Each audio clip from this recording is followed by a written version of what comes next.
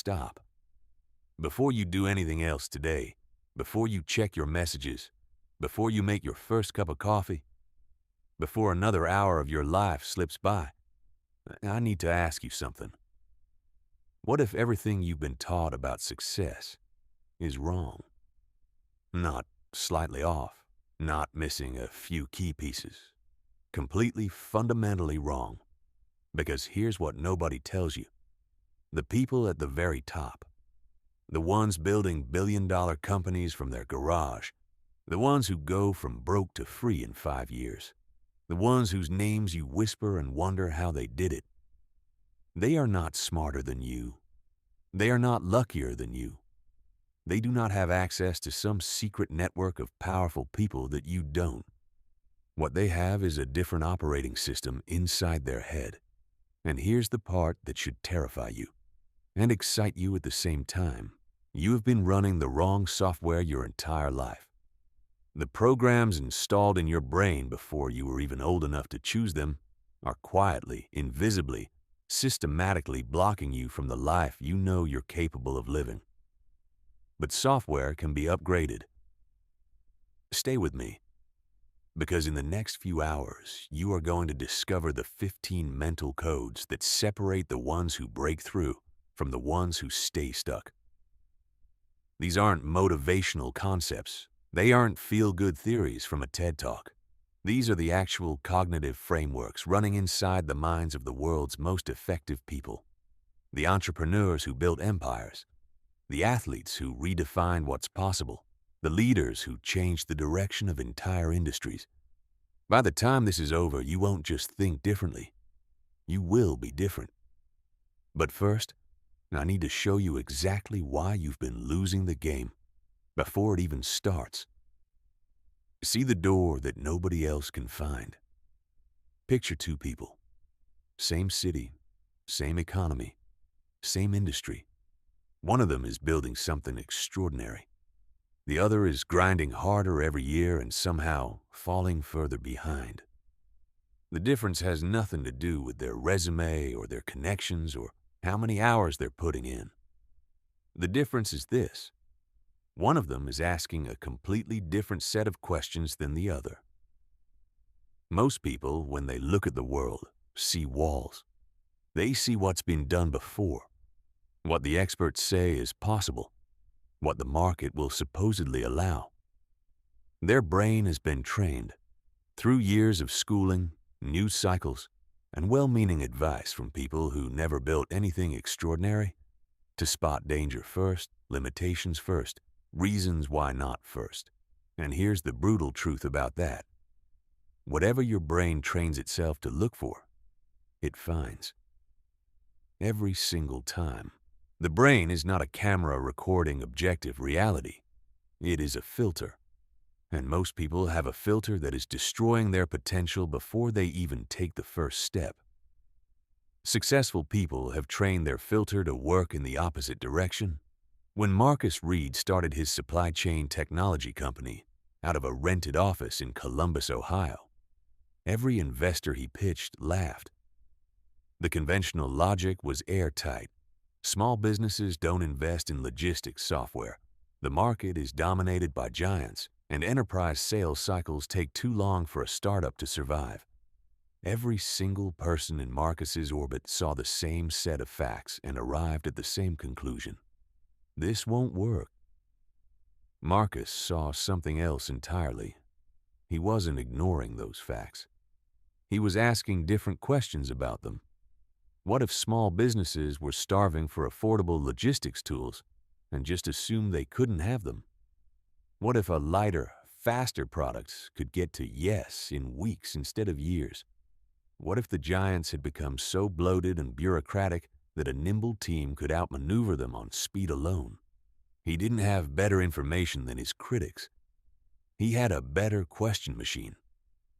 Within 4 years, his company was processing supply chain data for over 8,000 businesses across 34 states. The investors who laughed were eventually calling him for meetings. This is not a story about the rewards of ignoring reality. Marcus was deeply realistic.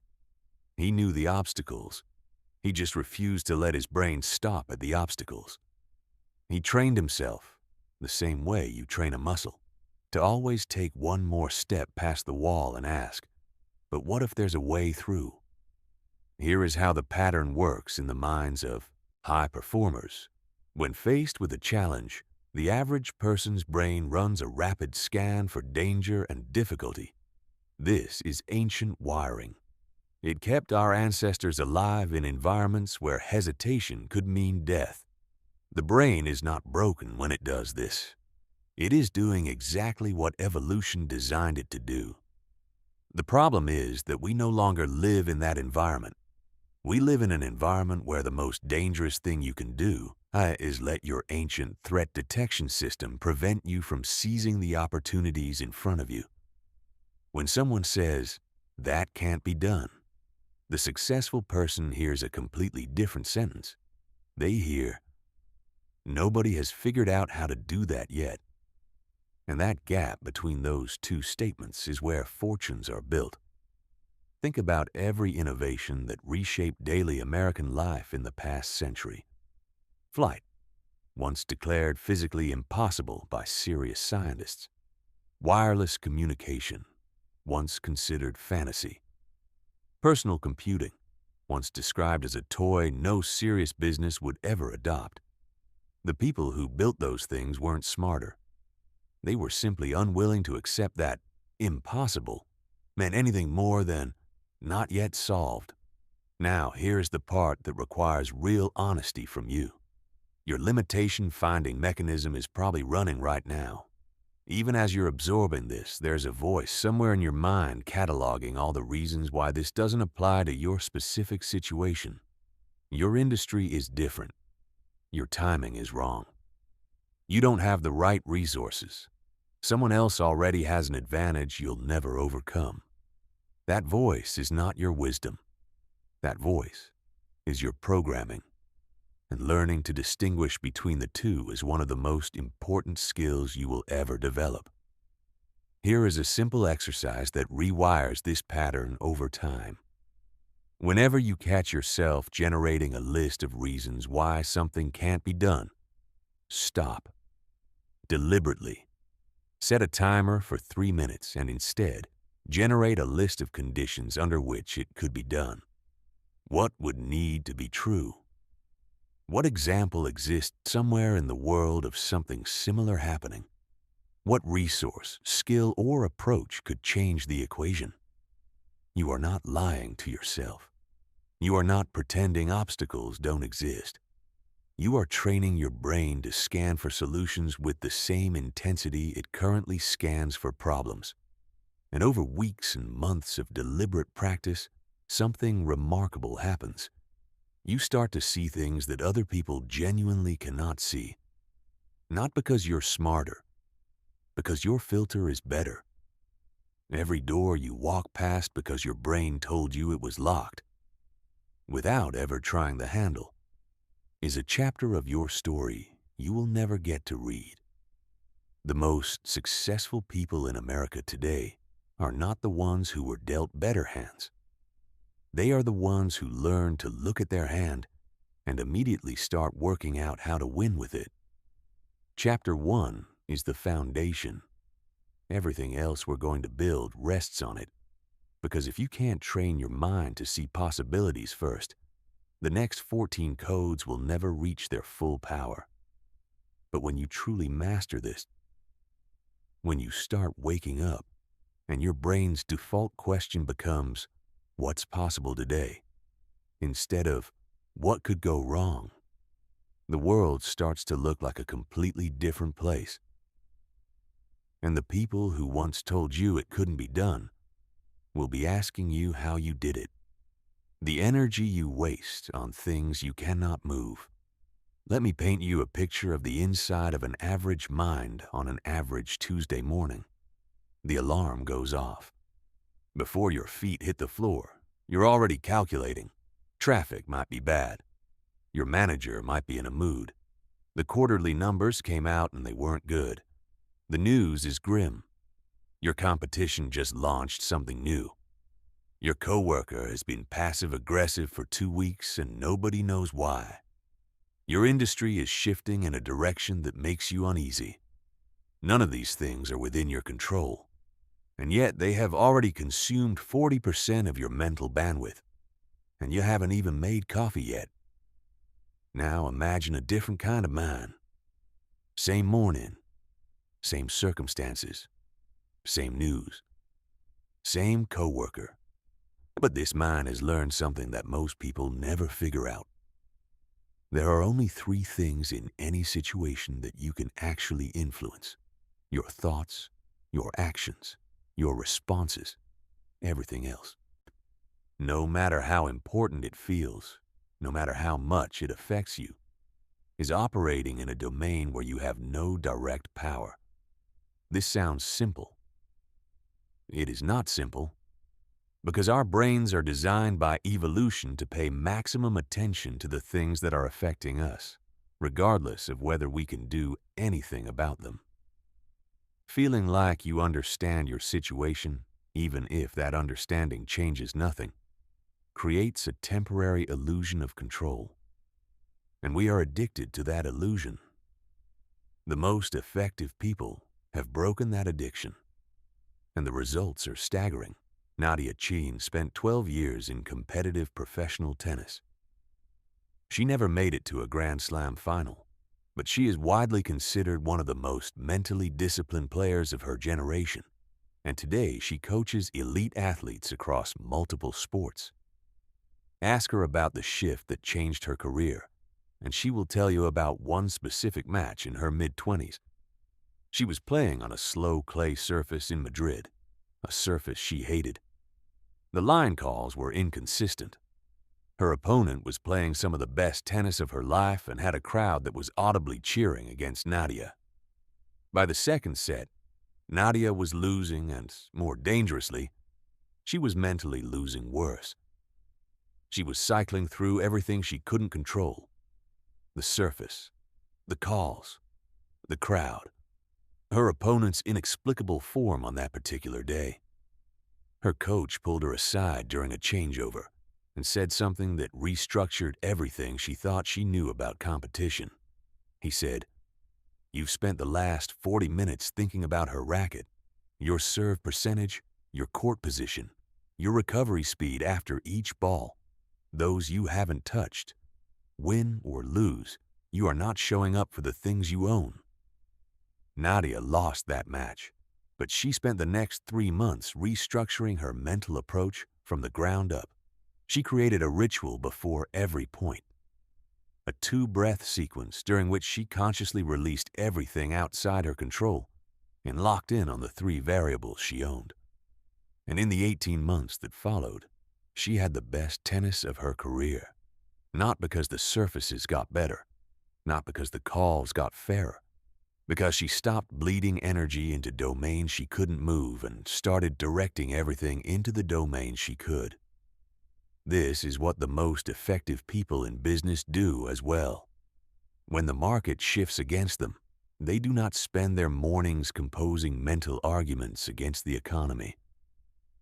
When a competitor undercuts their price, they do not waste afternoons fantasizing about the competitor's failure.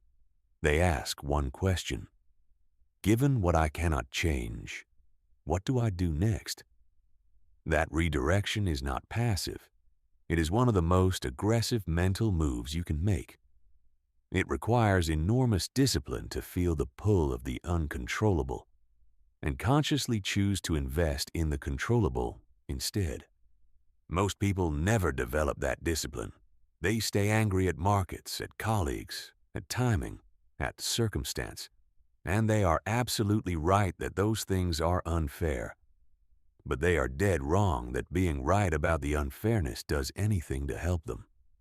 Here is the practice that makes this real. Take the challenge you are currently most stressed about and draw a line down the center of a page. On the left side, write every factor related to this challenge that is genuinely outside your direct influence. Market forces, other people's decisions, timing, economic conditions, the past. Anything you cannot act on directly. On the right side, write everything you can actually control. Your preparation, your mindset, your approach, your effort, your next specific action. Now look at where your mental energy has been going. If you're like most people, you've been investing heavily in the left column and lightly in the right. You've been excellent at analyzing what you can't change and mediocre at maximizing what you can. And that ratio is costing you years of your life. The shift to the right column doesn't make you passive about external circumstances.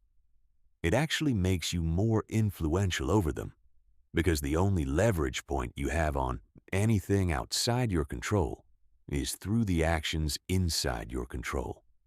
You cannot make people respect you by thinking about wanting their respect. You can make yourself so undeniably valuable that respect becomes a natural byproduct of encountering you. There is also a deeper layer to this principle that the most successful people have internalized completely. Taking control of what you can control includes taking control of how you respond to what you cannot control. You have no power over the event. You have complete power over the meaning you assign to it and the action you take in its wake. That is not a small thing. That is everything.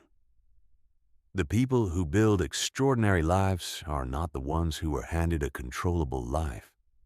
They are the ones who learned, often through enormous pain, that the only piece of the universe that reliably responds to their will is the piece that lives between their ears. And they became obsessive about that piece every single day. Why the ones who fail the most win the most. I want to tell you about a startup founder in Austin named Darnell Park. By 32, Darnell had launched 4 companies. 3 of them failed. The first one failed because he underestimated how long enterprise software sales cycles actually take and ran out of runway before his first contract closed. The second failed because he built a product that he personally loved and assumed other people would love it for the same reasons. They didn't. The third failed because he hired his 2 closest friends for roles that required skills neither of them had, and he was too loyal to make the hard calls until it was too late. Each failure was spectacular in its own way. Each one cost him real money, real relationships, and real months of his life. Now, here's what separates Darnell from the majority of people who experience that sequence of events. He did not interpret any of those failures as evidence about his capabilities. He interpreted them as data about his assumptions. That distinction is everything.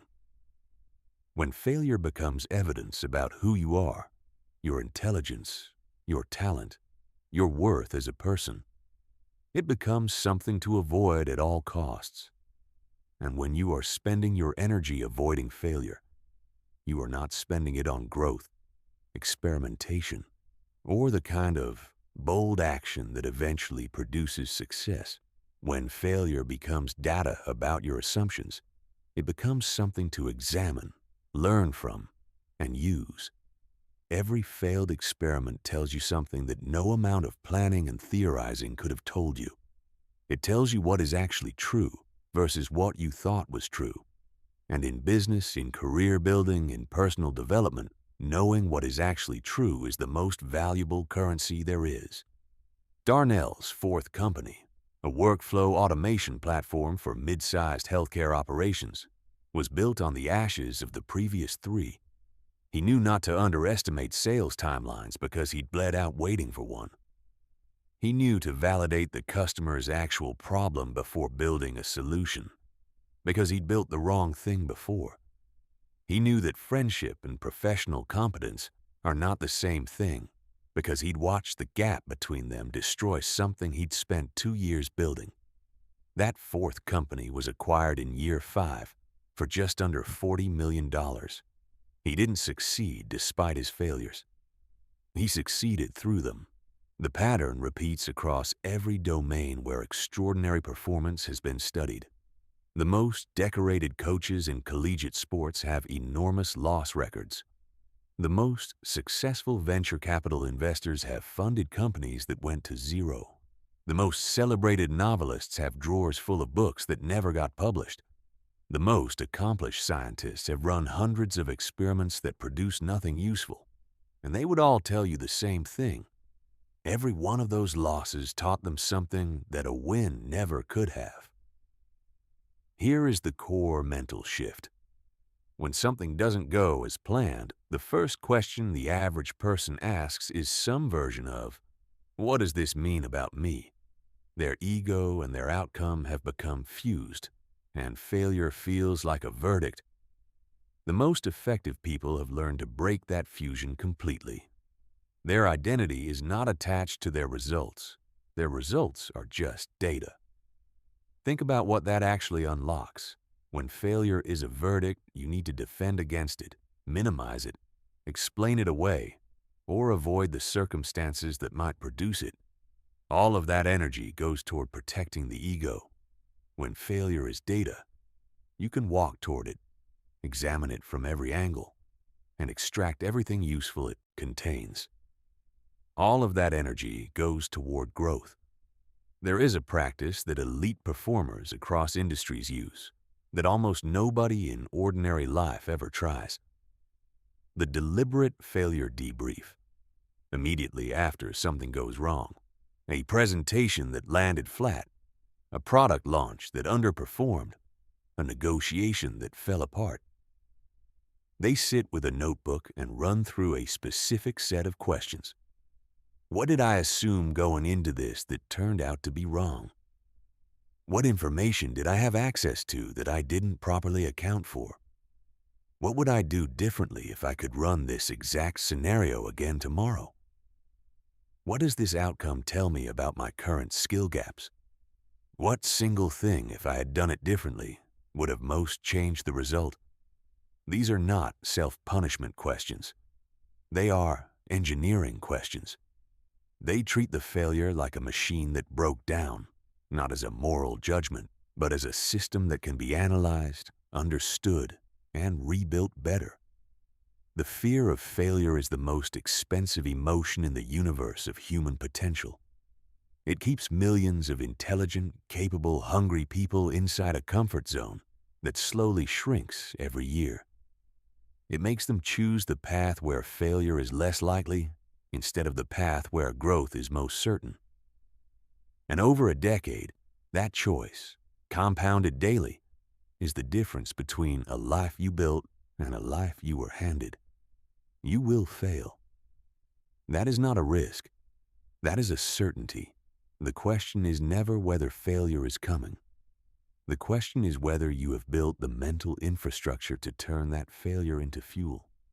The people at the top of every field you admire have failed more often than you have tried.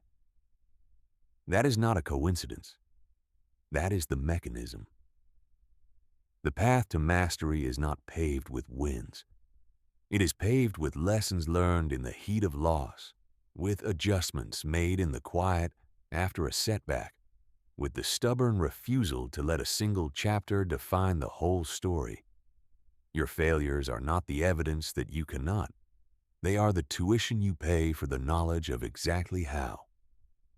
Stop wishing for better outcomes. Build better systems.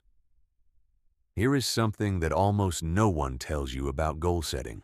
Wanting something is almost completely irrelevant to whether you get it. Desire is cheap. Everyone has desire. The person who has been trying to lose the same 30 pounds for 7 years desires health. The entrepreneur who has been about to launch for 3 years desires success. The professional who knows they should be further along by now desires advancement. Desire is not the variable. The system is the variable. Successful people do not think about their goals the way most people do.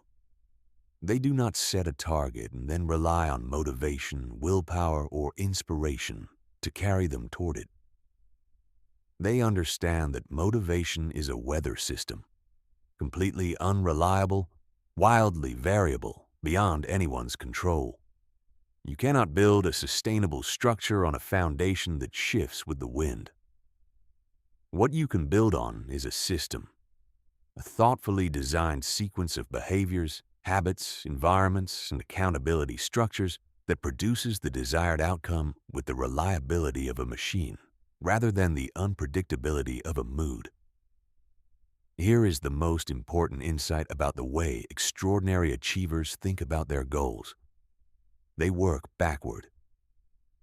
Every ambitious outcome they have reached began with a reverse engineering process.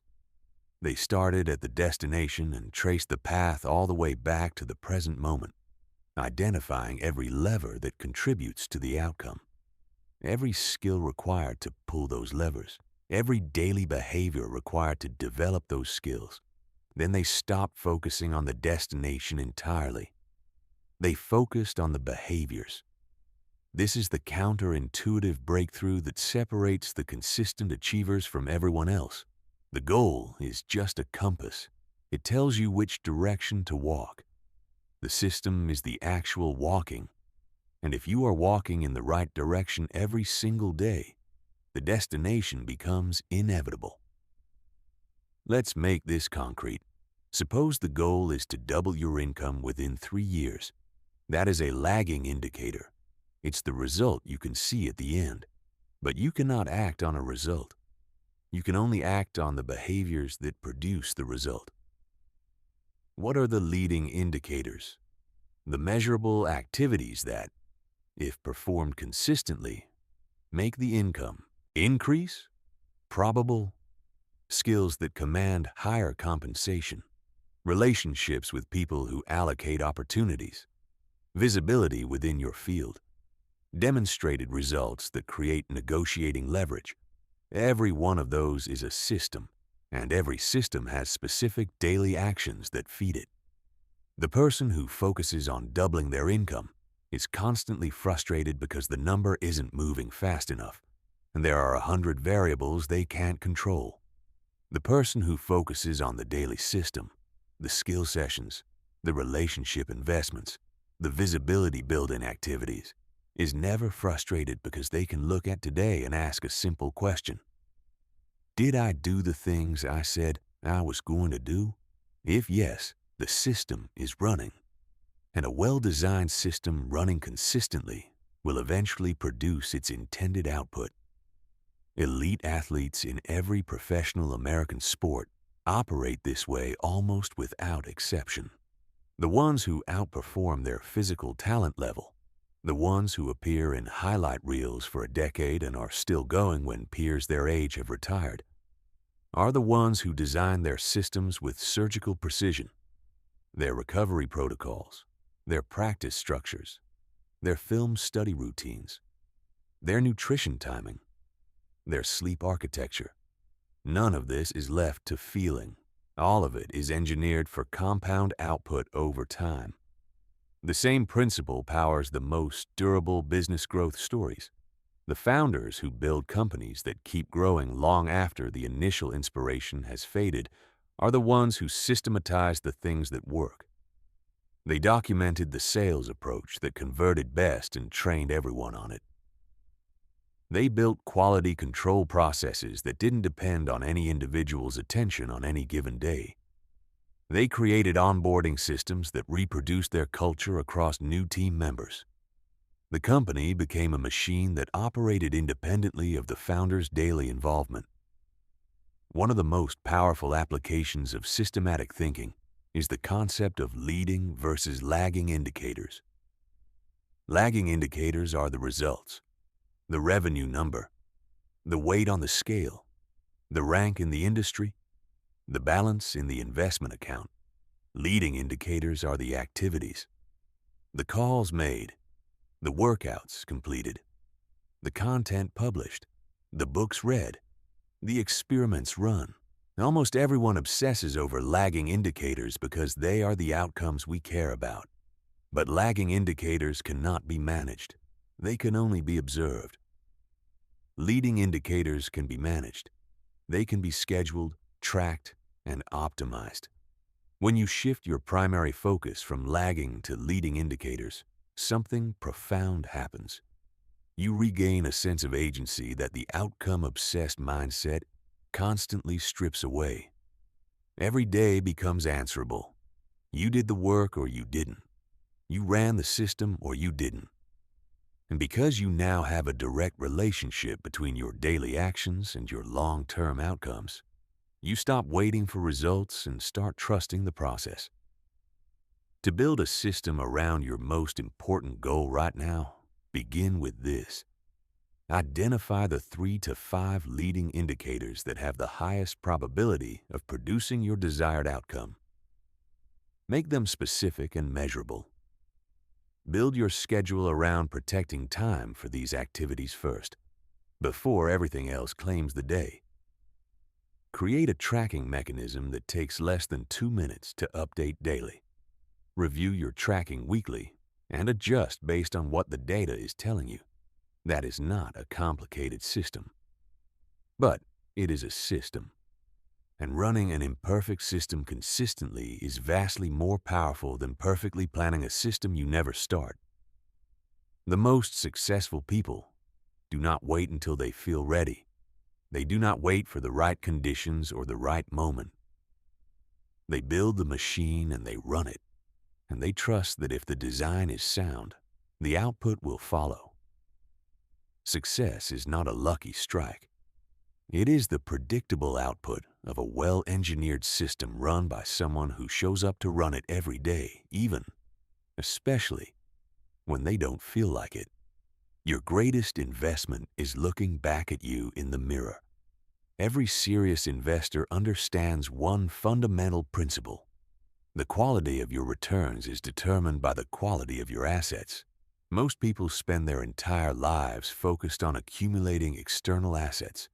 The savings account, the investment portfolio, the property, the business equity. These are real and they matter. But there is one category of asset that every genuinely wealthy person will tell you sits above all of them. The asset housed in your own mind, body, and skill set. You are your most appreciating asset, or your most depreciating one. The direction of travel is determined entirely by how you choose to invest in yourself. This is not a motivational platitude. This is financial reality. Think about 2 people at 25. One of them spends the next decade allocating a significant portion of their discretionary income and time toward external consumption, upgraded apartments, newer cars, the latest devices, entertainment, social signaling. The other spends that same decade investing a significant portion of that same income and time into knowledge, skills, mentorship, experiences that challenge them, and relationships that stretch their thinking. At 35, the first person's net worth is anchored almost entirely to possessions that have either depreciated or stagnated. The second person's net worth is anchored to capabilities that have compounded. And capabilities cannot be repossessed. They travel with you. They generate returns in every new environment. They become more valuable as the world changes, not less. The most powerful dimension of self-investment thinking is the understanding that knowledge and skills have something that no financial asset can offer. They are immune to every form of market volatility. An economic recession can wipe out an investment portfolio. A market shift can destroy the value of a business.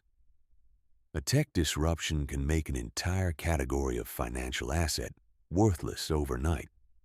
But the person who has spent a decade developing genuinely rare expertise, who has built real communication skills, who has studied human psychology and decision-making, and the mechanics of value creation, that person is not vulnerable to any of those things. They are more valuable precisely because the landscape has changed.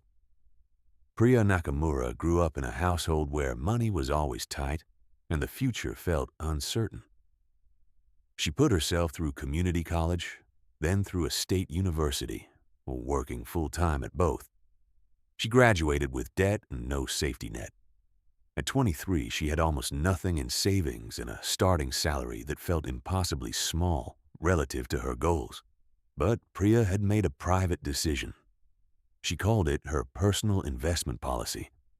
Every month, without fail, she allocated 10% of her take-home pay to what she called development assets: books, online courses, workshops, industry conferences, coaching.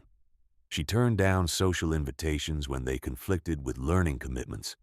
She spent her lunch breaks with industry publications instead of social media. She deliberately took on projects at work that were outside her comfort zone because she knew discomfort meant growth. At 34, Priya was earning 6 times her starting salary, leading a division of a mid-sized healthcare company, and had been approached by 3 competitors in the previous year. Nobody handed her any of that. She bought it. With time and with disciplined, consistent investment in the one asset that was guaranteed to return compound value. The self-investment principle extends in every direction. It includes your physical health, which is not a luxury or a hobby, but the foundation on which everything else rests. The most effective executives, entrepreneurs, and performers in America are not the ones who sacrifice sleep and exercise in service of their work. They are the ones who protect sleep and exercise because they understand that those behaviors are what makes their work actually good. Cognitive function, emotional regulation, creative capacity, endurance, all of these are directly tied to physical condition. Neglecting your body is not a productivity strategy. It is slow sabotage. Self-investment also includes your network, the people you spend time with, learn from, and invest in. The research on this is unambiguous. The quality of your relationships is the single strongest predictor of your life outcomes across health, wealth, and happiness. And relationships are built through investment, time, attention, genuine interest, consistent value creation. You do not accumulate a powerful network by attending events. You accumulate it by becoming someone worth knowing and then showing up over years for the people who matter. The final dimension of self-investment that the most successful people understand deeply is selectivity. Every yes to something that doesn't contribute to your development is a no to something that would. The most valuable resource you have is not money. It can always be earned back. It is not energy. It recovers with rest. It is time. Time is the one resource that depletes at a fixed rate, cannot be stored, and cannot be recovered. Every hour you invest in depreciating activities is an hour not invested in appreciating ones. This does not mean a joyless, relentless grind. It means becoming conscious of your allocation. It means asking regularly whether the way you are spending your most finite resource reflects the life you actually want to build, or the one you've been drifting into by default. Because every version of extraordinary success you have ever admired began with the same move. Someone decided to bet on themselves. And then they kept betting consistently for years when the returns were invisible, when the sacrifice felt unnecessary, when people around them didn't understand what they were doing or why.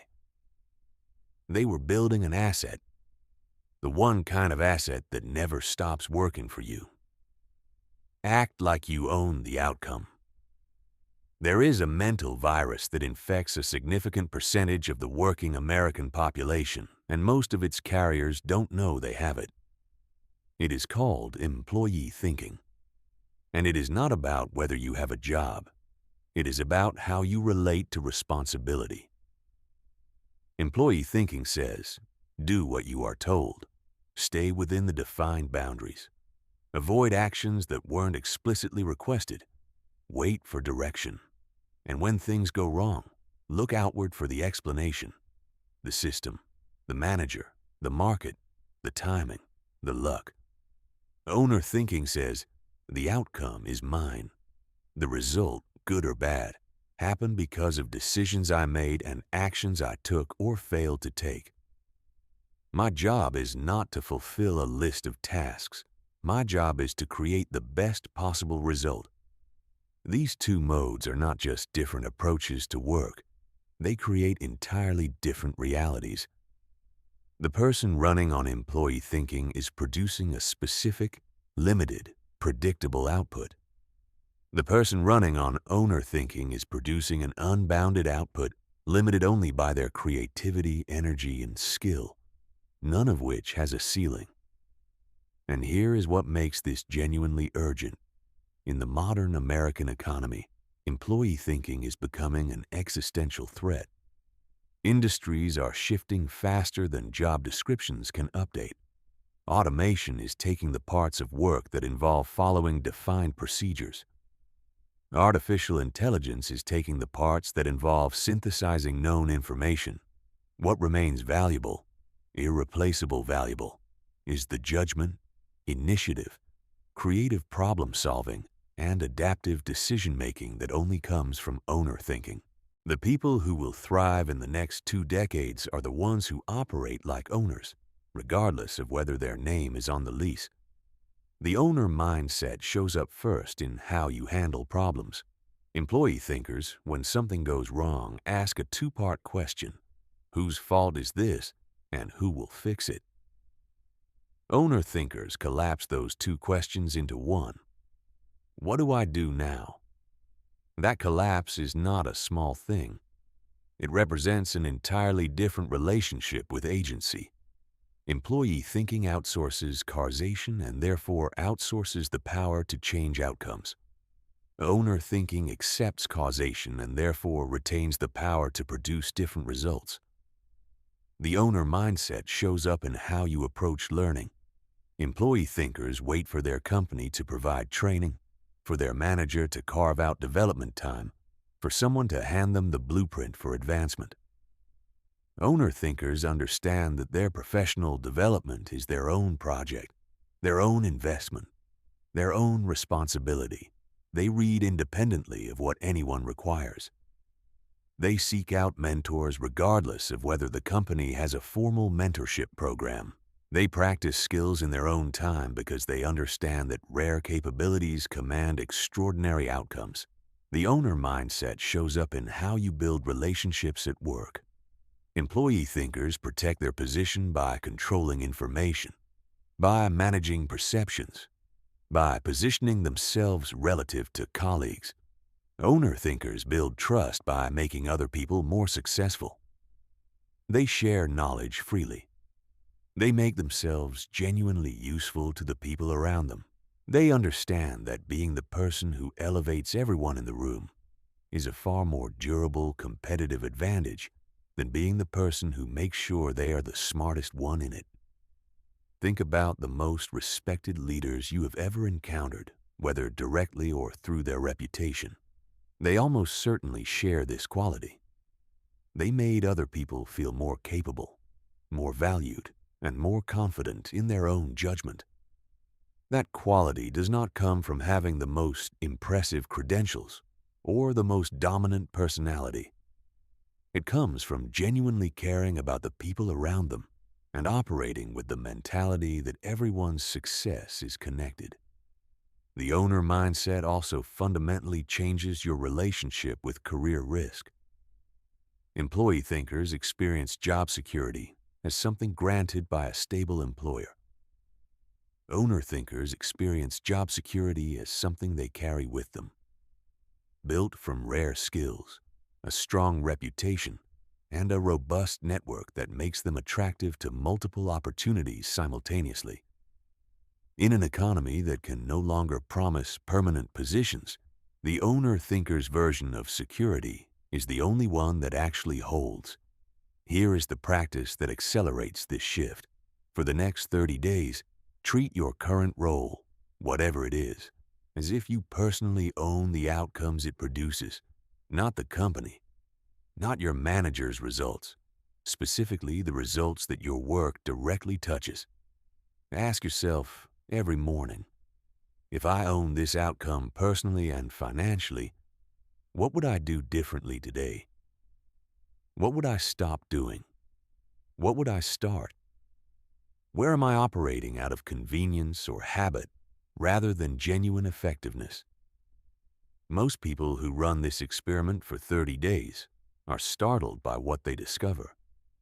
The gap between how they have been working and how an owner would work is not subtle. It is substantial. And closing that gap, bringing owner energy to an employee position, produces results that tend to change careers. It changes them because the people who allocate opportunities are not looking for people who fulfill job descriptions. There are thousands of people who fulfill job descriptions. They are looking for people who act like they own the outcome. Those people are rare, and rarity in any market commands premium value. The title on your business card does not determine your mentality. You do. And the mentality you choose determines everything that follows. The fastest path to getting what you want. Here is a truth that will feel counterintuitive at first, and then feel so obvious you will wonder how you missed it. The fastest path to getting what you want is to spend less time thinking about what you want and more time thinking about what other people need. This is not a spiritual suggestion. This is mechanics. The amount of value you receive from the world, the income, the opportunities, the influence, the support, is in direct proportion to the amount of value you create for other people. Not the value you intend to create, the value they actually experience. This is the most reliable law in the universe of success, and yet the vast majority of people operate in direct violation of it. Most people approach their careers, their businesses, and their relationships with a submerged question, running constantly in the background. What can I get out of this? What can I take from this interaction? How does this serve my goals, my advancement, my interests? The successful person has flipped that question entirely. Their constant background question is, what can I give here? What value can I create in this interaction that this person doesn't already have? How can I make this situation better for everyone in it? This flip sounds like altruism. It is actually strategy. Because when you make the creation of value for others your primary orientation, you become the rarest and most magnetic kind of person in any room. Someone that everyone wants access to. The person who consistently creates value for others attracts more opportunities, better relationships, more trust, and ultimately more success than any purely self-interested competitor. Not eventually, not as a long-term karma payoff, but quickly, measurably, and repeatedly. Consider how this plays out in a business context. Two consultants enter a marketplace. The first consultant thinks primarily about fees, contracts, and scope protection. Every interaction with a client is filtered through the question of what they owe versus what has been paid for. The second consultant thinks primarily about the client's actual problem. Every interaction is filtered through the question of what would genuinely move the needle for this person's business. The second consultant gives more, asks for less in the short term, and over time develops a reputation that makes client acquisition nearly effortless. Their calendar is full from referrals. The first consultant is still prospecting. The value creation mindset transforms how you show up in networking situations as well. And this matters enormously in the American professional context, where relationships between interesting and useful people are built at the intersection of events, communities, and informal introductions. Most people show up at professional gatherings wondering who in the room might be useful to them. The value creation thinker shows up wondering who in the room has a problem they can help solve, a connection they can offer, a resource they might need. That difference in entry orientation changes every conversation that follows. People can sense it within 30 seconds. They can tell whether you are genuinely curious about them or just mining them for potential utility. And when they sense genuine interest, when they feel that you are actually listening to understand rather than waiting to speak, the conversation becomes entirely different. It becomes real. And real conversations produce real relationships, which produce real opportunities, which produce real results. Developing a value creation orientation requires asking yourself a different set of questions in every context. Not, what do I need? But, what does this person actually need that I might be able to provide? Not, how do I make myself look good here? But, how do I make this person more successful here? Not, what am I getting from this relationship? But, am I contributing at least as much as I'm receiving? The value creation mindset also requires recognizing the different forms that value can take. Economic value, helping someone make or save money, is obvious.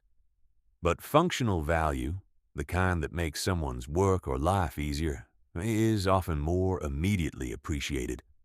Emotional value, making someone feel genuinely heard, respected, and supported, is sometimes the most powerful of all. Educational value, sharing knowledge or perspective that genuinely expands someone's thinking, is deeply sticky. People remember who taught them something important. And connective value, introducing two people who should know each other, bridging communities that have been operating in silos, is perhaps the most scalable form of all. One well-crafted introduction can change two careers simultaneously and cost you nothing except the 3 minutes it takes to write the email. The most respected and successful professionals in every American city have become magnets for opportunity, not because they accumulated the most power, or the most credentials, or the most followers.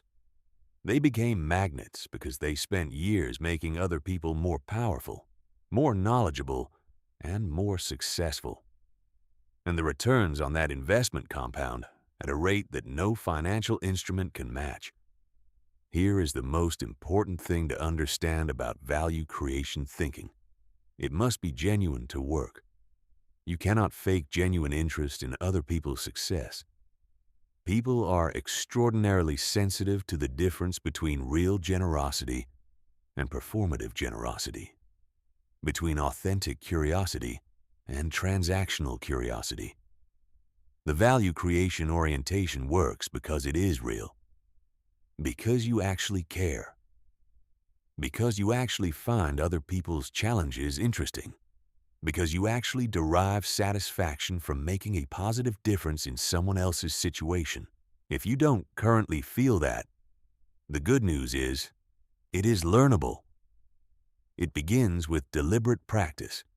Force yourself in your next 10 professional interactions to spend more time asking and listening than speaking and proposing. Force yourself to identify one genuinely useful thing you can offer in each conversation. Over time, something interesting happens. You start to actually care. Because when you begin paying real attention to other people's challenges and goals, they stop being abstractions and become interesting problems. And interesting problems are naturally engaging. The world is full of people trying to extract value from it. Become someone who creates it, and you will never have to search for opportunity again. How the best build machines that outlast them. Every extraordinary result you have ever admired was the output of a system, not luck, not inspiration. Not the heroic individual effort of one exceptional person working at peak capacity every single day. A system, a designed, repeatable set of processes that could produce consistent outputs, regardless of whether the person who built it was having a good day, or a bad one. Most people think about their work as a series of individual tasks to be completed. Successful people think about their work as a series of systems to be designed, tested, and optimized. This difference in how they see the structure of their effort explains virtually everything about the difference in their results over time. Systems thinking changes how you approach problems at the most fundamental level. When something goes wrong in a person's work or life, the average response is to treat it as an isolated incident, fix the symptom, move on. The same incident will recur in a slightly different form 3 months later, and the cycle continues. The systems thinker treats every problem as a signal from an underlying structure. What is the system that allowed this to happen? What is the design flaw? And how do I modify the system so this category of problem stops recurring entirely? This is how the most successful companies in America operate. They build quality control processes that don't depend on any individual's attention on any particular day. They create sales frameworks that allow an entire team to replicate the approach that one excellent performer discovered worked.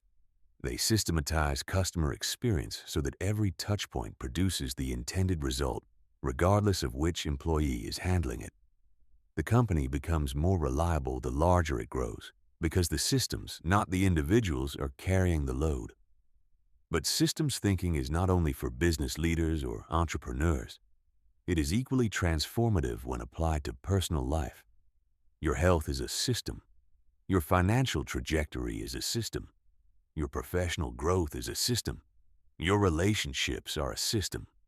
In every domain, consistent outcomes are the product of consistent processes, not moods, not motivation, not occasional bursts of extreme effort. The person who is consistently healthy is not the person who decides to work out when they feel inspired. They are the person who has structured their week so that exercise happens automatically, built into their schedule in a time slot that is protected the same way a critical meeting would be protected, with equipment nearby and a routine that requires no decision-making energy to initiate. The behavior is systematized. It runs without the daily negotiation between intention and inertia. The person who is consistently building wealth is not the person who transfers money to savings when there's some left over at the end of the month. They are the person who has automated a transfer on the day their paycheck clears. So savings happen first and spending happens with what remains. The system ensures the outcome without requiring willpower. Systems thinking also produces a kind of leverage that pure effort never can. When your success depends on you personally showing up at your best every single day, your ceiling is set by your human capacity. When your success depends on well-designed systems operating reliably, your ceiling is set by how many quality systems you can build and run simultaneously. That is a fundamentally different and much larger ceiling. The most powerful application of systems thinking in professional life is identifying leverage points, the small number of variables in any system that have disproportionate influence over the total output. In most businesses, a small number of activities drive the vast majority of results. In most careers, a small number of relationships drive the vast majority of opportunities. In most health outcomes, a small number of habits drive the vast majority of physical condition. Systems thinkers find these leverage points relentlessly.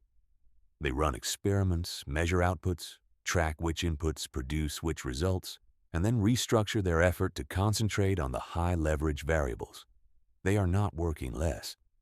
They are working on the right things, the things that actually move the needle, instead of distributing their energy evenly across everything. There is also a long-term thinking dimension to systems design that most people miss entirely. Many of the most powerful systems have delayed consequences. An investment portfolio generates significant returns only after years of compound growth. A professional reputation built through consistent value creation only becomes a major asset after a decade of deposits. Fitness built through daily training only reveals its full protective power years later. Systems thinkers are willing to invest in building these slow accumulating advantages because they have learned to think in longer time horizons than the average person. They understand that the cost of not building the system today is paid for the rest of their life in the currency of unrealized potential. Start building systems thinking today by choosing one area of your life where results have been inconsistent and asking this question: what would I need to put in place so that the desired outcome happened automatically? Independent of how I feel on any given day, design the simplest possible system that answers that question. Run it for 90 days. Measure it. Refine it. Then build the next one. Over time, you accumulate an architecture of systems that carries more and more of your success, freeing your highest cognitive capacity for the things that genuinely require creativity and judgment, rather than consuming it on the things that could be made automatic. The goal is not to become a machine. The goal is to build the machines, and then step back and think like the person who designed them. That is what the most extraordinary performers in the world have done. And it is why their results look, to the outside observer, almost effortless. The power of choosing tomorrow. Over today, right now, somewhere in America, two people are sitting with the same $100 of discretionary income. One of them is going to spend it on something that will provide immediate, measurable satisfaction. A nice meal. A new item for their wardrobe. A streaming upgrade. Comfort now. The other is going to put it into an investment account and not think about it for 20 years. Or spend it on a course that will improve a skill that will be worth thousands in future income. Or use it to attend an event where they meet someone who changes the direction of their career. Neither choice is wrong for every situation, but the pattern of which choice you make most of the time, across thousands of small daily decisions over years, is probably the single most predictive variable in your long-term success. Delayed gratification is not a personality trait. It is not something you either have or don't. It is a mental skill. And like every mental skill, it can be developed with practice. The most successful people in America, across business, athletics, arts, science, every field where long-term excellence has been studied, demonstrate an almost universal capacity to choose tomorrow over today when the stakes matter. They have trained their minds to make the future vivid, to feel the compound consequence of their daily choices, as concretely as if those consequences were already present. When a high-performance entrepreneur chooses to reinvest profit back into the business rather than take a personal draw, they are not just making an accounting decision. They are engaging in a mental act, making the version of their company 5 years from now feel more real and more motivating than the vacation they could take with that money today. When a serious athlete skips the late night because they have training in the morning, they are not just following a rule. They are choosing between two competing visions of themselves and consistently picking the one that requires sacrifice. The mechanism behind this is the time value of effort, the recognition that effort and investment, like money, compounds. A skill practiced consistently for 5 years is not 5 times more valuable than a skill practiced for 1 year. It is exponentially more valuable because each layer of competence creates a platform for the next layer, and the gaps between competence levels widen dramatically over time. The person who started 5 years ago is not just 5 years ahead. They are in a different category. This is why late starters in any field, regardless of natural talent, find it so difficult to catch people who started early. The early starters are not just ahead. They are ahead, and they are accelerating. Compound growth does that. The most practical way to develop the delayed gratification muscle is to begin attaching vivid, specific emotional content to your long-term goals. Not, I want to be financially secure someday. That is too abstract to feel real enough to compete with the concrete pleasure available right now. Instead, a fully detailed, sensory-rich picture of the specific life, the specific freedom, the specific feeling of having built something that lasts.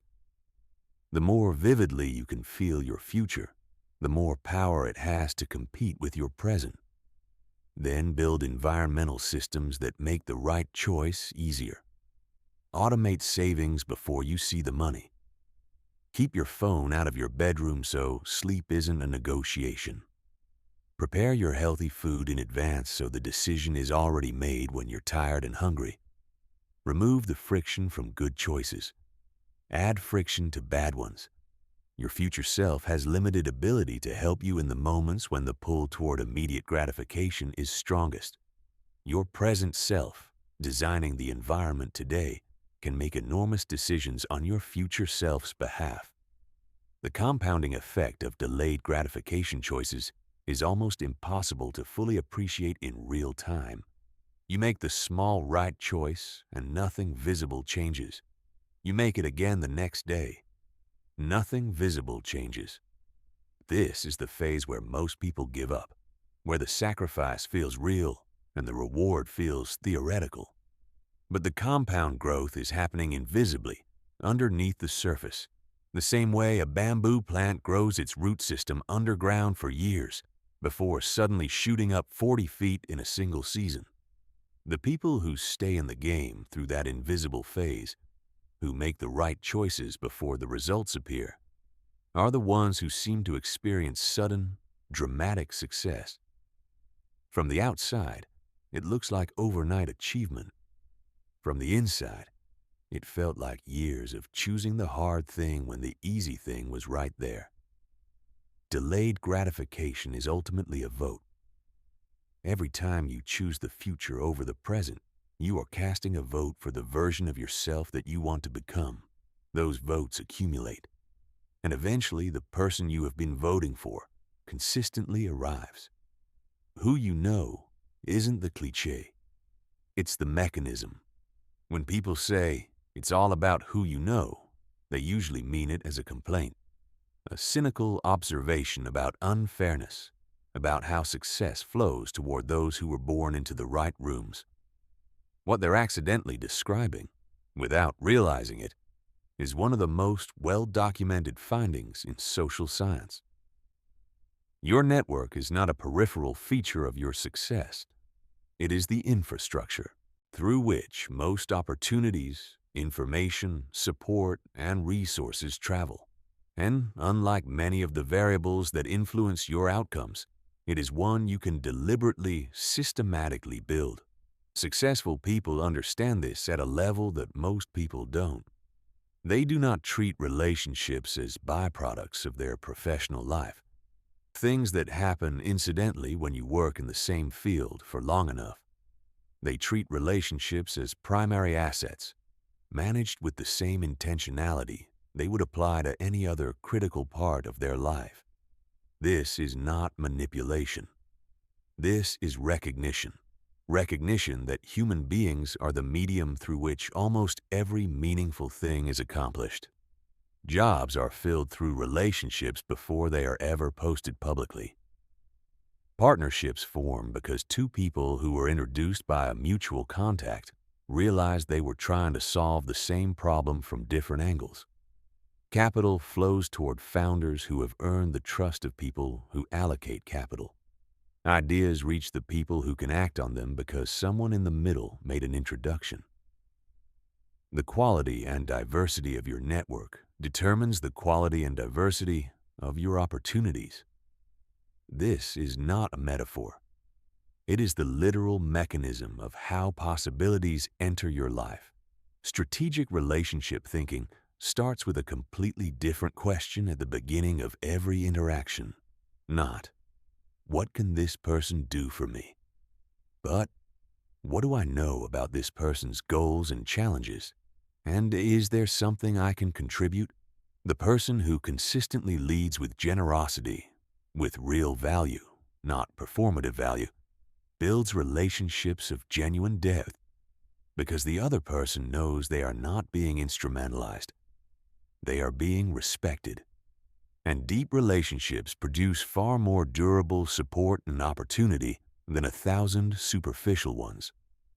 The most successful relationship builders in professional America share a specific set of behaviors. They remember what matters to people, their projects, their challenges, their milestones, and they follow up in ways that show they were actually paying attention. They make introductions proactively, connecting people whose work is relevant to each other without waiting to be asked. They celebrate other people's wins publicly and visibly, without resentment or comparison. They are the first to offer help when they learn someone in their network is struggling. These behaviors are not complicated. They require no special talent, but they require consistent effort and genuine orientation toward others. And because most people cannot sustain them, the people who do become extraordinarily memorable and irreplaceable in their network. There is also a dimension of relationship strategy that research in social science calls the power of weak ties. Your closest professional relationships, the people you are in regular contact with, tend to move in the same circles and have access to much of the same information you already have. Your weaker ties, the acquaintances, former colleagues, conference contacts, people you see once a year, travel in different circles entirely. They have access to different information, different communities, different opportunities. Studies on how Americans find jobs, partnerships, and major new opportunities consistently show that the breakthrough comes through a weak tie more often than a strong one. This means that maintaining a broad, diverse network of relationships, even at low depth, is genuinely valuable. It means showing up at events outside your immediate industry. It means keeping occasional contact with people from earlier chapters of your career. It means saying yes periodically to the coffee meeting with someone whose work seems only tangentially related to yours. The strategic approach to relationships also requires selecting who you invest in deeply. Your time and energy are finite. Not every relationship deserves the same level of investment. The most successful people are thoughtful and deliberate about which relationships they cultivate at depth, prioritizing people who are growing, who are generous, who challenge their thinking, and who are building things they admire. They are also honest, without cruelty, about limiting investment in relationships that consistently deplete without replenishing. This selectivity is not arrogance. It is stewardship of your most valuable resource. The people you spend the most time with shape your thinking, your standards, and your trajectory in ways that are subtle, but cumulative and powerful. Choose them with intention. One of the most overlooked dimensions of strategic relationship building is the long game. Many of the most valuable professional relationships become valuable only years or decades after they are first formed. The colleague you help through a difficult project at 28 becomes the decision maker who thinks of you when an opportunity opens at 35. The founder you genuinely supported before their company took off becomes your most credible reference when you need one most. Relationships are long-term investments, and the returns are often non-linear and delayed. The people who build the richest networks are the ones who understood this early and committed to it. They invested in relationships without knowing what would come back.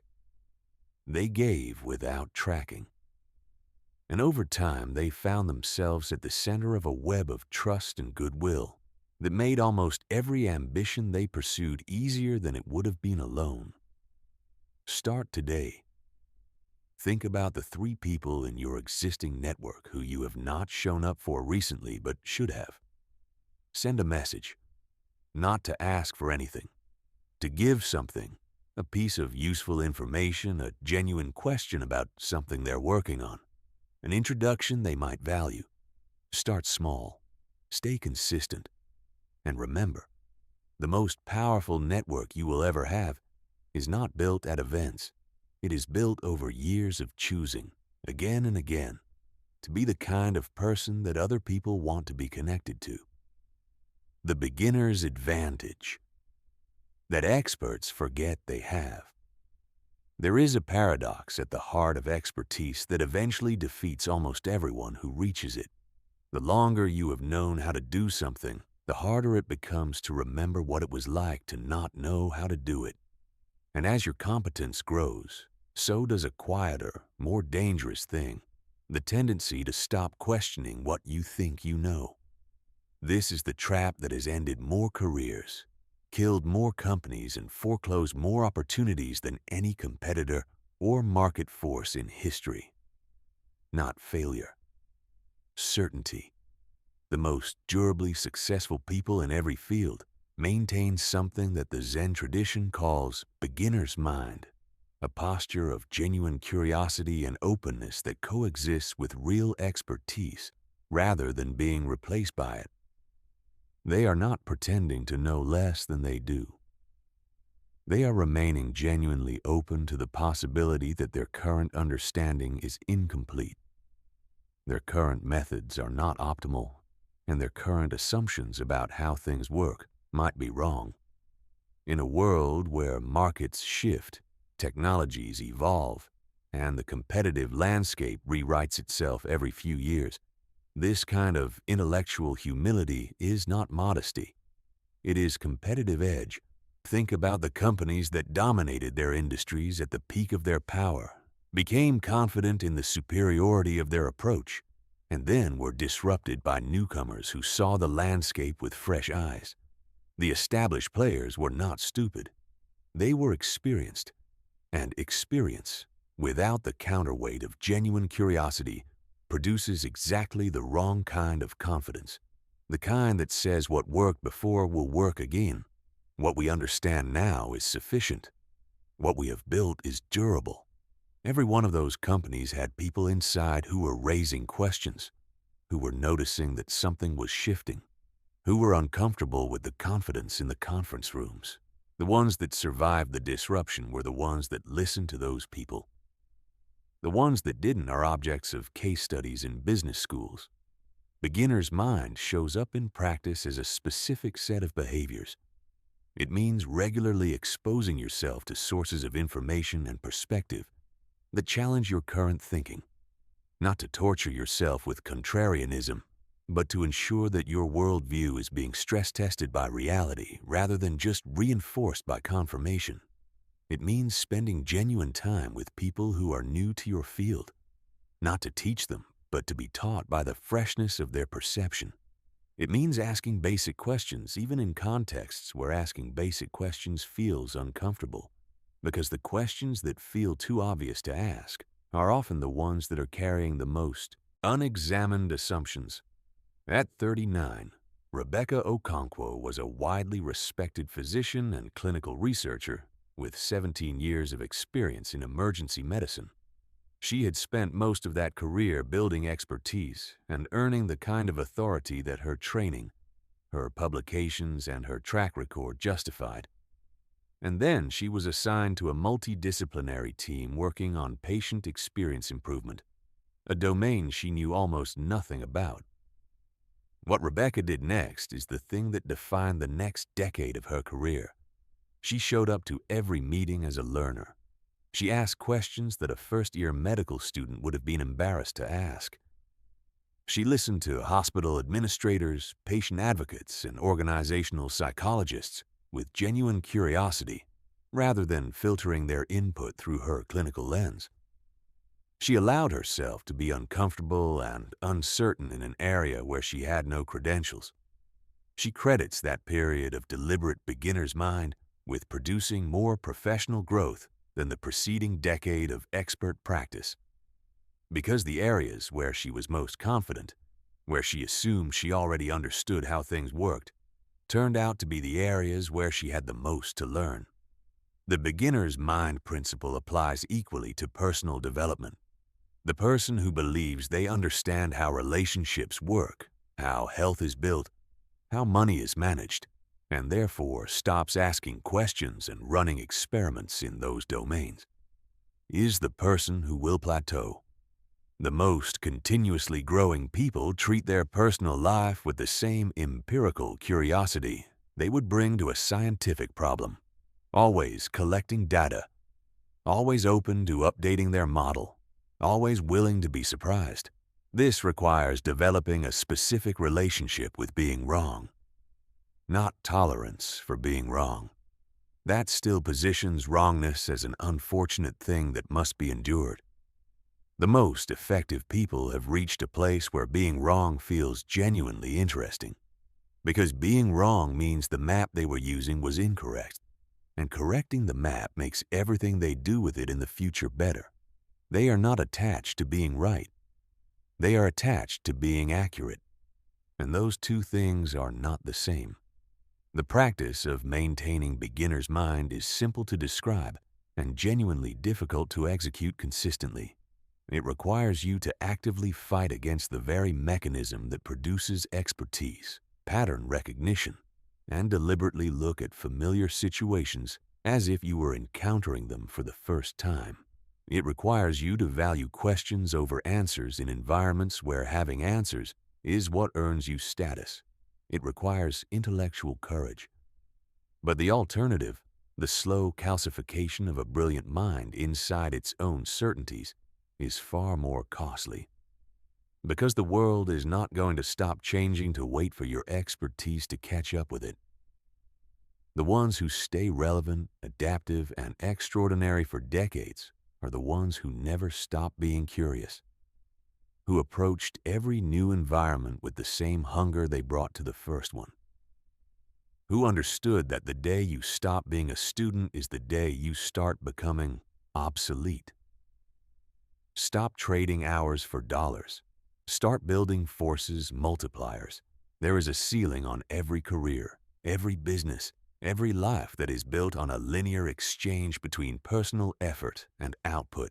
The ceiling is 24 hours a day, and no matter how talented, disciplined, or brilliant you are, you cannot push through it.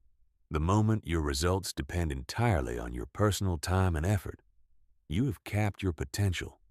The most extraordinarily successful people figured this out early and built their entire approach around a different model.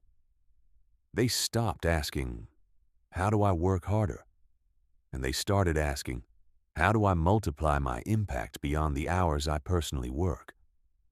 This is the concept of leverage, and mastering it, truly internalizing it, is the difference between success that has a ceiling and success that has no ceiling. Leverage thinking starts with the recognition that not all activities create equal returns.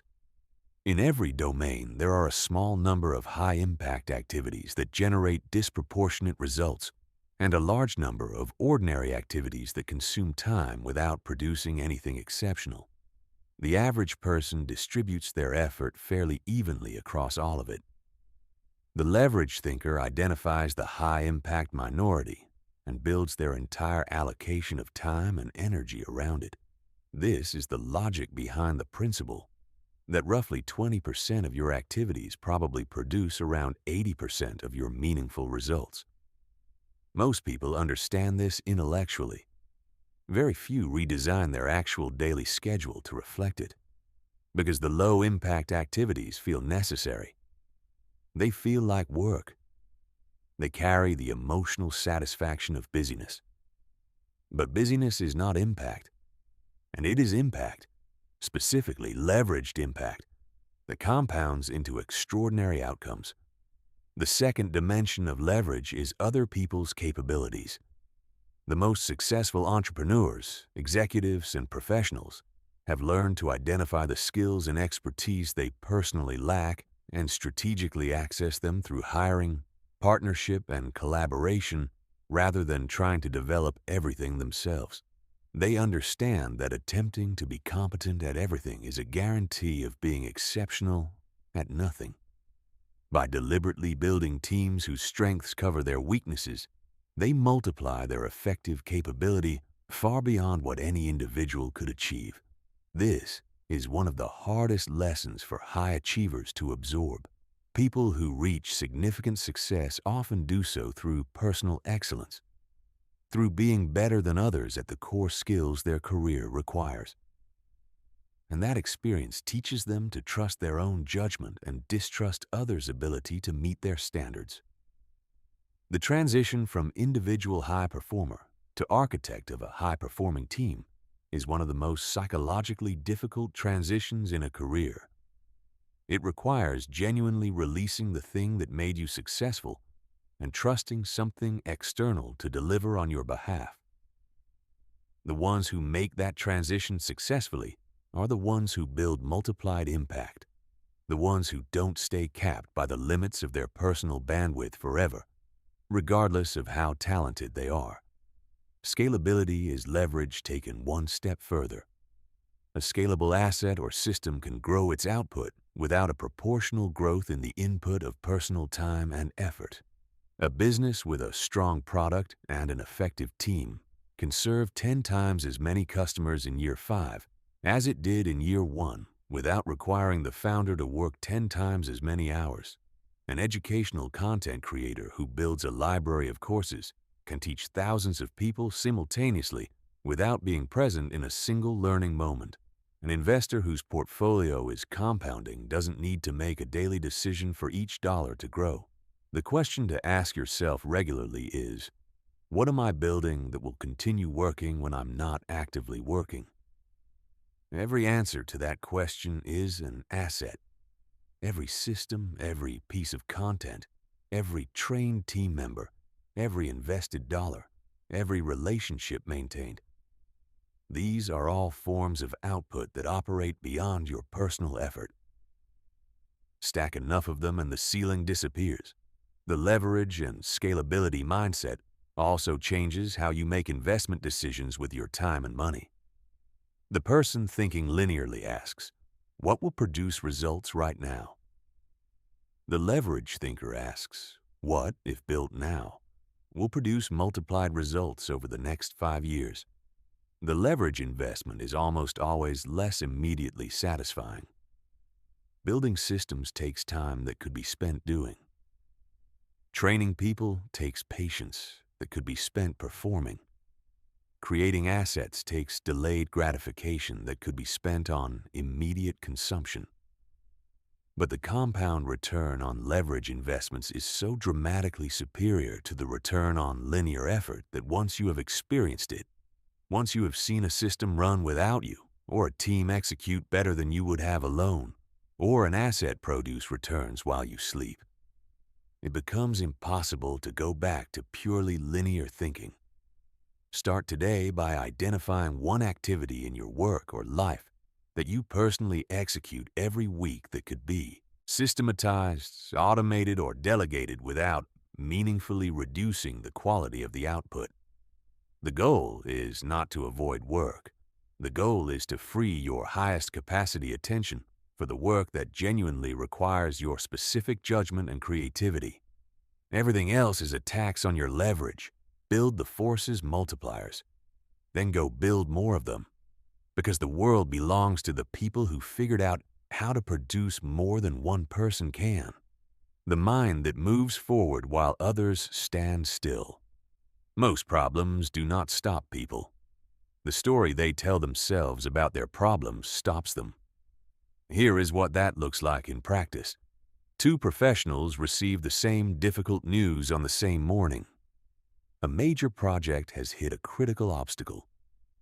The first professional spends the next 2 hours analyzing what went wrong, who could have prevented it, how unfair the situation is, and how complicated the path forward looks. By the time they are done processing, the problem has grown larger in their mind than it is in reality, and they are energetically depleted before they have taken a single step toward resolution. The second professional registers the obstacle, feels the frustration for 30 seconds, does not skip it, does not suppress it, and then immediately asks one question. What are the 3 possible moves from here? Within the next 2 hours, they have a plan. The problem has not changed, but the trajectory has. The difference between these 2 people is not intelligence or experience or work ethic. It is mental orientation. The direction their attention automatically moves when a problem appears. And mental orientation is trainable. Solution-focused thinking is one of the most transformative habits a person can develop, precisely because the brain is a search engine. What you ask it to search for, it finds. Ask it to find evidence that a situation is hopeless, and it will produce an astonishing volume of evidence. Ask it to find pathways through, and it will produce those instead. The quality of the output is directly determined by the quality of the search query. The most effective people in high-pressure American industries, from emergency surgery to military operations to venture-stage startups, share a specific mental reflex. When a problem emerges, they classify it in one of two categories: things I can influence through action and things I cannot. They move immediately to the action available category, not because they are in denial about the complexity of the situation, because they understand that the only productive engagement with a problem is the kind that moves you toward a solution. This does not mean solutions are always obvious or easy. It means the search for solutions begins immediately, rather than being preceded by an extended period of problem dwelling that produces nothing but anxiety and delay. Solution-focused thinking also changes how you communicate in a team or organizational environment. The person who brings problems to meetings without bringing proposed solutions, who presents obstacles without having at least considered pathways, creates a kind of cognitive drag on everyone in the room. The person who pairs every problem identification with at least an initial solution hypothesis creates forward momentum. They change the energy of the conversation from reactive to generative. And over time, they become the kind of person that leaders want in the room when things are hard. There is a related practice that the most resilient performers use when facing what feels like an insurmountable challenge: reframing the problem as an opportunity. This is not toxic positivity. This is a structural observation about how problems work. Every problem, at its core, represents a gap between where things are and where they should be. And closing that gap, reliably, elegantly, faster than everyone else, creates value. The bigger the gap, the bigger the value created by closing it. The harder the problem, the less competition there is for whoever can solve it. When you train your brain to perceive problems as encoded opportunities, your relationship with difficulty changes fundamentally. Difficult does not mean bad. Difficult means underexplored, and underexplored means unclaimed. Solution-focused thinking also requires a specific skill that very few people develop deliberately: comfort with acting on incomplete information. Perfect solutions are almost never available at the moment action is required. The person who waits until they have enough information to be certain will wait forever. The high performer acts on the best available information, builds in checkpoints to assess and adjust, and remains genuinely open to changing course as new data emerges. They are not reckless. They are adaptive. And adaptability in conditions of complexity and change is worth far more than the illusion of certainty. The final component of solution-focused thinking is understanding the value of preventive action. Most problems feel urgent when they arrive precisely because they weren't prepared for. The solution-focused mind engages in regular prospective thinking, anticipating the categories of problems likely to arise and preparing responses before they are needed. Not because this eliminates all surprises, but because being prepared for the likely failure modes means that when problems do arrive, the response is faster, more confident, and less emotionally disruptive. Your brain is an extraordinary instrument, but like any instrument, what it produces depends entirely on how you direct it. Direct it at obstacles, and it will find obstacles. Direct it at solutions, and it will find solutions. And in a world that has no shortage of obstacles, the mind that naturally moves toward solutions is one of the rarest and most valuable things a person can carry. The only move that gives you total power, This is the chapter that is going to be the hardest to hear, and it is also the most important one. Everything we have built together in this book has been moving toward a single fundamental principle, and that principle is this: you are completely, entirely, non-negotiably responsible for every result in your life. Not some of them. Not the ones where external circumstances clearly weren't a factor. All of them. Before you close that off, before the part of your brain that wants to argue starts building its case, let me be precise about what this means and what it does not mean. It does not mean that external circumstances don't affect you. They do. It does not mean that other people's actions have no impact on your outcomes. They do.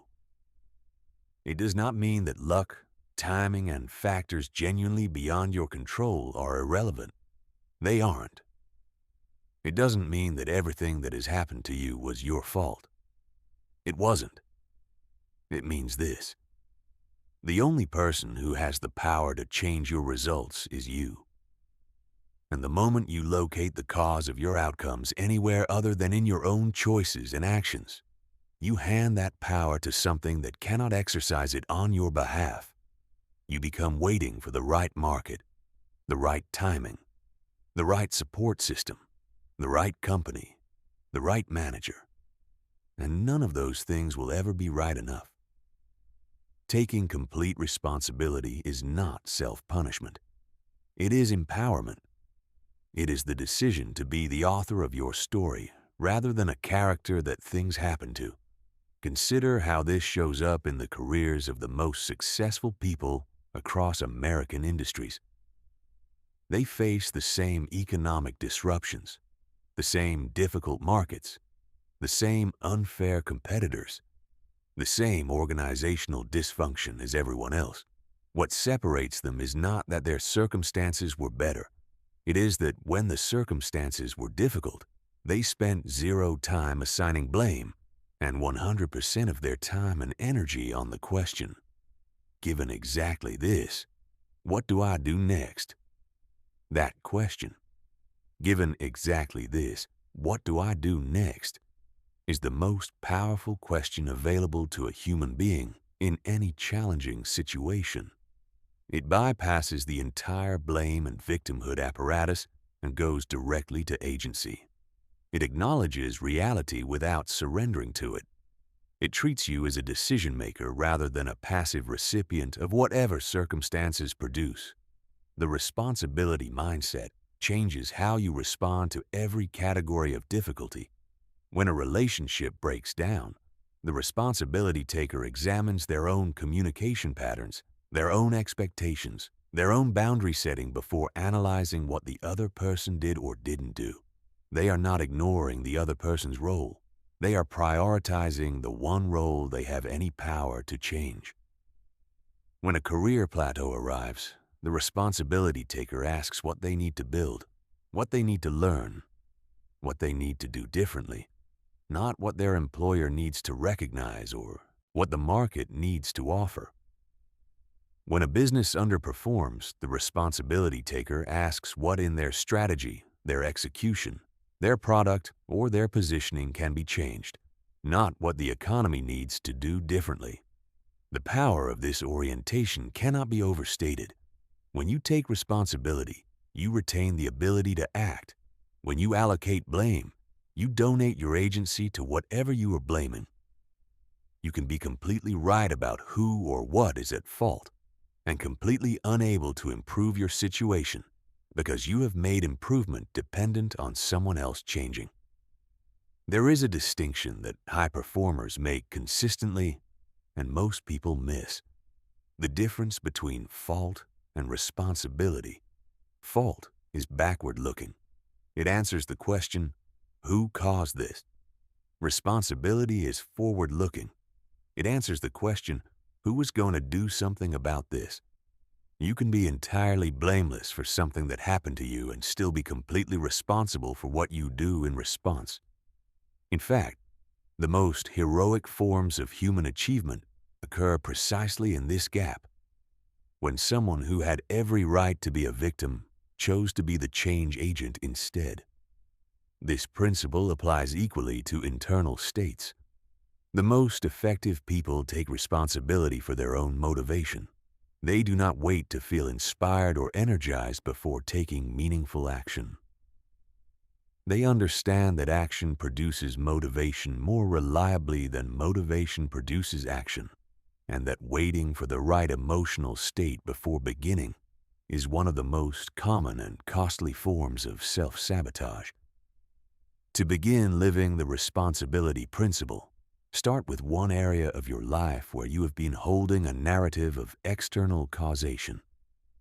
Where have you been telling yourself that your results are primarily determined by something outside your control? Examine that narrative honestly.